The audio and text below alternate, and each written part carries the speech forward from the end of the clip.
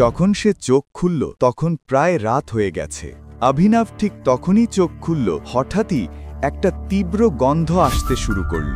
এই সময় তার জামাকাপড় পুরো ভিজে গিয়েছিল আর সেগুলো থেকেও দুর্গন্ধ বেরোতে লাগল। ভীষণ জঘন্য লাগছিল। অভিনবের ভাববার সময় ছিল না। সে স্নান করার জন্য বাথরুমে চলে গেল। তার শরীর সম্পূর্ণ পরিষ্কার করতে প্রায় 1 ঘন্টা লেগে গেল।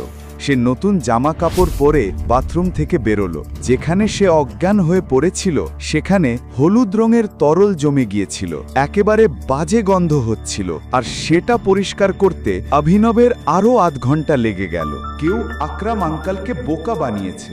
শক্তি তো বাদই দিলাম, আমাকে শুধু কষ্টই দিয়েছে, তার উপর এই দুর্গন্ধ। আমি তো জানিই না এই ওষুধের আরও কত পার্শ্ব প্রতিক্রিয়া আছে। ঘরটা পরিষ্কার হতেই অনন্যা আর হারদেব বাড়ি পৌঁছালো।